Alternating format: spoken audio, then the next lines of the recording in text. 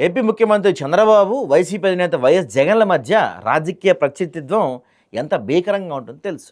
ఈ ఇద్దరు కూడా అసెంబ్లీ సమావేశాల్లో వాదోపవాదాలు చేసుకుంటూ కనిపించారు.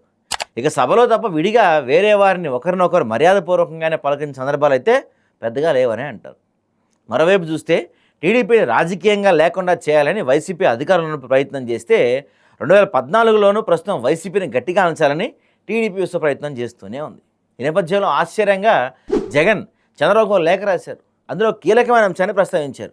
అయితే ఆ విషయాన్ని దాని సీరియస్నెస్ని పక్కన పెడితే జగన్ బాబుకి ఇప్పటిదాకా లేఖ అయితే రాసింది లేదు. ఆయన గతంలో ప్రతిపక్షంలో ఉన్నప్పుడు కానీ మరెప్పుడు కానీ లేఖ రాసింది లేదు. అయితే ఈసారి అది కూడా కూటమి గెలిచి అధికారంలో వచ్చి 18 నెలలు అవుతున్న వేళ బాబుకి జగన్ ఒక సుదీర్ఘమైన లేఖ రాశారు. ఆ లేఖ చూస్తే ఏకంగా 9 పేజీలు ఉంది.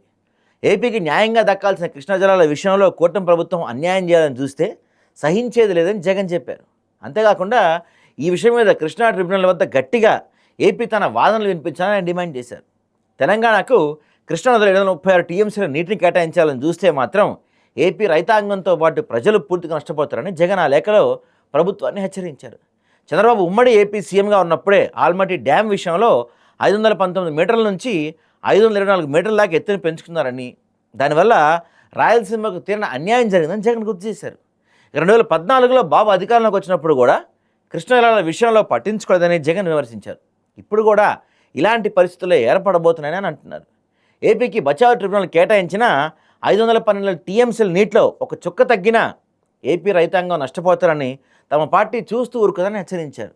ఈ విషయంలో చంద్రబాబు ప్రభుత్వం పూర్తి బాధ్యతతో వ్యవహరించాలని జగన్ కోరారు. మొత్తం మీద ముఖ్యమంత్రిగా చంద్రబాబుని ఉద్దేశించి జగన్ రాసిన అంశాలు సీరియస్గానే ఉన్నాయి. జగన్ లేఖ రాయటం కూడా సంచలనంగా ఉందంటున్నారు రాజకీయ విశ్లేషకులు.